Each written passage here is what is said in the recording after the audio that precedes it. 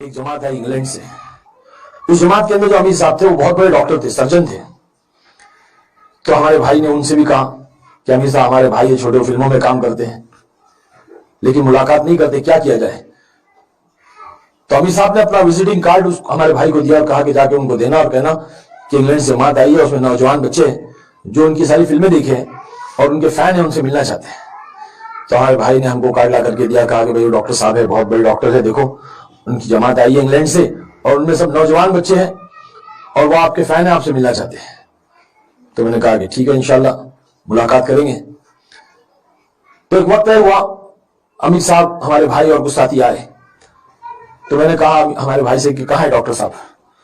تو بتلایا کہ یہ ہے ڈاکٹر صاحب. یہ تو مولوی صاحب ہے. میرے ذہن میں تھا کہ ڈاکٹر تو سوٹ بوٹ میں ہوں گے, سوٹ بوٹ ٹائی لگا کر کے کوئی ڈاکٹر آئے گا, اتنا بڑا ڈاکٹر ہے, اتنا بڑا اس کا پوسٹ ہے. تو کہنے لگے کہ نہیں یہی ڈاکٹر صاحب جو ہے یہی ہے اور یہ سنت لباس میں سنت طریقے میں آئے ہیں. تو بڑا متاثر ہوا میں کہ اچھا ڈاکٹر بھی ایسے رہتے ہیں. بولے ہاں. پھر انہوں نے 1 گھنٹے مجھ سے انگریزی میں انگلش میں جو ہے بات کی, کیونکہ ان کو ہندی نہیں آتی تھی. تو انگلش میں انہوں نے مجھ سے بات کی, میں بہت متاثر ہوا. پھر اس کے بعد میں انہوں نے میری تشکیل کی, کہا کہ بھئی آپ مرکز میں ہمارے ساتھیوں سے ملنے کے لیے آ جائیں. ہفتے کے دن جو ہے وہ وہاں کا اجتماع کا دن تھا. تو کہا کہ ہمارے ساتھیوں سے ملنے, نوجوان بچے آپ سے ملنے کے لیے بڑے منتظر ہیں, آپ کو بہت چاہتے ہیں, آپ کے فین ہیں, آپ آ جائیں. تو میں نے کہا کہ ٹھیک ہے میں آ جاؤں گا. میں چلا گیا. تو جیسے ہی میں مسجد میں گیا تو بچے سب لوگ میرے پیچھے, راکی آ گیا, راکی آ گیا, کیونکہ اس وقت بڑی شہرت تھی اور وہ جیسے ایک نام مل گیا تھا, جو فلم میں نام تھا راکی وہی نام پڑ گیا تھا. تو میں جو ہے وہاں پہ گیا مسجد میں, تو ایک کمرے میں مجھے لے آ کر کے بیٹھا دیا. تو وہاں پہ بات ہو رہی تھی, میں سن رہا تھا. وہ ساتھی کہہ رہے تھے کہ اللہ نے دین میں کامیابی رکھی ہے, اور مجھے نہیں معلوم تھا دین کس کو کہتے ہیں. میں سمجھنے لگا کہ دین مطلب دن اور رات. تو میں نے سوچا کہ یار یہ کہہ رہے دن میں کامیابی ہوتی ہے, ہمارے وہاں تو رات میں کامیابی ہوتی ہے, موج مستی تو رات میں ہوتی ہے فلم انڈسٹری میں. تو خیر سمجھ میں تو آئی نہیں, بات ساری اوپر سے چلی گئی. پھر جو ہے میں نے بات سنی, اپنے سارے نوجوان بچے آئے, مجھ سے ملاقات کی, مسافے کیے. بہت نورانی چہرے تھے ان کے ماشاءاللہ, صافہ بانا ہوئے تھے, چہرے پہ داڑھی تھی, خوبصورت ایک دم پیارے پیارے چہرے. بڑا میں مل کر کے خوش ہوا ان لوگوں سے. پھر ان لوگوں نے مجھ سے درخواست کی کہ آپ ہمارے ساتھ کھانا کھا لیں.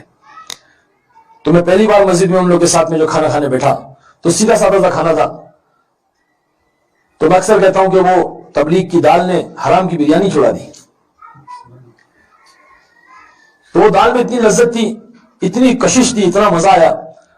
پھر میں نے دیکھا کہ کچھ نوجوان بچے سنت طریقے سے بیٹھے ہوئے تھے. اکڑو طریقہ جو ہوتا ہے, 2 زانوں ایسے بیٹھتے ہیں نا.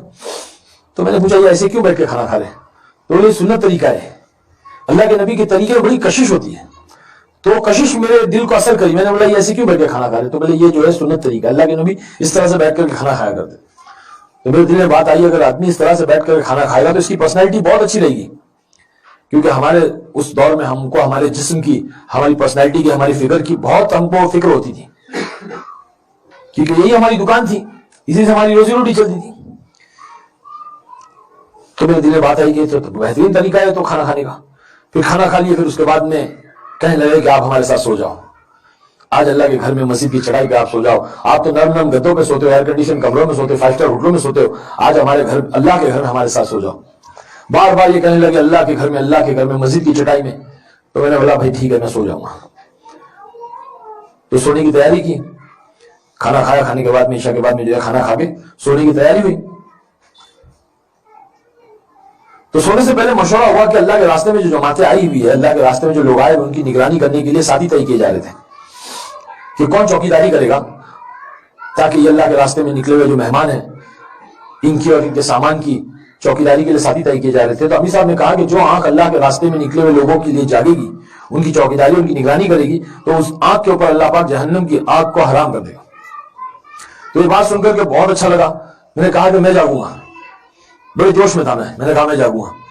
تو امیر صاحب نے طے کیا ٹھیک ہے, عارف خان صاحب بھی جو ہے وہ رات کو ان کو 2 بجے اٹھا دینا, ابھی آپ آرام کر لو, آپ شوٹنگ سے آئے ہو تو آپ تھکے ہوئے ہو, ابھی آپ آرام کر لو, 2 بجے آپ کو اٹھا دیا جائے گا. تو ایک ساتھی ہے فاروق جناب, وہ آ کر کے اٹھائے انہوں نے مجھے. تو جب میں اٹھا ان کے ساتھ میں ایسی نیند میں جا کر کے میں مسجد کے دروازے پر, مرکز کے دروازے پر بیٹھ گیا. تو فاروق بھائی نے جو ہے وہ اللہ رسول کی بات شروع کی. تو میرے دل میں خیال آیا کہ عارف خان تو اتنا بڑا اسٹار بن گیا ہے، فلم ایکٹر ہو گیا ہے، اور اللہ کے گھر کی چوکھٹ پہ بیٹھ کر کے چوکیداری کر رہا ہے. اگر اللہ تجھے کتا بنا دیتا اور کسی کے گھر کا چوکیدار بنا دیتا تو کیا کرتا؟ تو میرے دل میں گھبراہٹ سی پیدا ہونے لگی، اور میں نے ڈر کے جو ہے سوچ رہا تھا. اتنی مجھے رونے کی آواز آئی.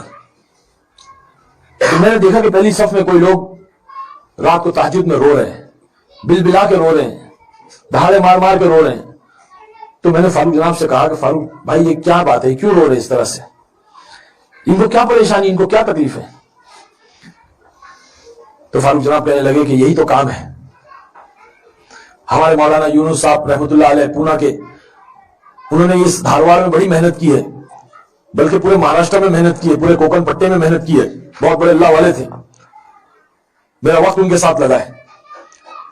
تو مولانا اکثر اپنے بیان میں کہتے تھے کہ کہاں ملیں گے ایسے نوکر، کہاں ملیں گے ایسے غلام، کہاں ملیں گے ایسے خادم جو اپنا لگاتے ہیں، اپنا کھپاتے ہیں، اپنا لوٹاتے ہیں، اور پھر راتوں کو اٹھ کر کے کہتے ہیں کہ اللہ معاف کر دے، اے اللہ معاف کر دے، جیسا کرنا تھا ویسے نہیں کیا. بس وہ چیز میں نے دیکھی وہاں پہ کہ لوگ راتوں کو اٹھ کر کے رو رہے ہیں، اللہ جیسا کرنا تھا ویسے نہیں کیا، اے اللہ معاف کر دے. تو میں بڑا پریشان ہوا. میں بولا یہ کیا ماجرا ہے، آج کوئی کسی کے لیے نہیں روتا ہے. سگی ماں اور سگا باپ جو ہے وہ راتوں کو سوتے ہیں، رات تو رات، دن میں بھی نہیں کوئی روتا ہے اپنی اولاد کے لیے، کوئی فکر نہیں کرتا اپنی سگی اولاد کے لیے. سگی ماں اپنی سگی اولاد کے لیے اتنا نہیں روتی ہے کہ اللہ تو اس کو ہدایت دے دے، اللہ میرے بچے کو نیک صالح بنا دے، دین کا داعی بنا دے، دیندار بنا دے، اللہ معاف کرے. آج کوئی نہیں فکر کرتا اس بات کی، اور یہ دنیا کے لیے رو رہے ہیں، انسانیت کے لیے رو رہے ہیں. تو بڑا تعجب ہوا، بڑا دکھ ہوا. میں اٹھ کر کے گیا، میں نے وضو کیا، اور میں نے پہلی بار تہجد کی 2 رکعت نماز پڑھی. نماز تو آتی نہیں تھی پڑھنے کے لیے صحیح ڈھنگ سے، بس نماز پڑھ لی اور اللہ سے دعا کی، اللہ اگر یہ سچے ہیں، ان کا رونا سچا ہے، ان کا یہ کام سچا ہے، اللہ تو جانتا ہے میں تو گنہگار ہوں، تو مجھے ہدایت دے دے اور ان کے ساتھ مجھے جوڑ دے. بس وہ وقت جو تھا وہ ہدایت کا وقت تھا. وہ کہتے ہیں نا کہ اللہ پاک جب ہدایت دینا چاہتا ہے تو ذرا نواز ہے، اس کو بندے کی ایک ادا ایک بات پسند آ جاتی ہے تو اللہ قبول کر لیتا ہے. تو مجھے لگتا ہے کہ جب میں 2 رکعت پڑھ کے اللہ سے میں نے دعا کی تو اللہ نے مجھے قبول کر لیا، اور اس کے بعد میں جا کر کے سو گیا، اور سونے کے بعد میں اللہ نے وہ نیند نصیب کی، وہ نیند نصیب کی جو مجھے زندگی میں کبھی ویسی نیند نہیں ملی. وہ سکون کی نیند اللہ کے گھر کی چٹائی میں اللہ نے نصیب کی، جو مجھے بڑی بڑی 5 اسٹار ہوٹلوں میں اور جو ہے مجھے نرم نرم گدوں میں وہ نیند نہیں ملی.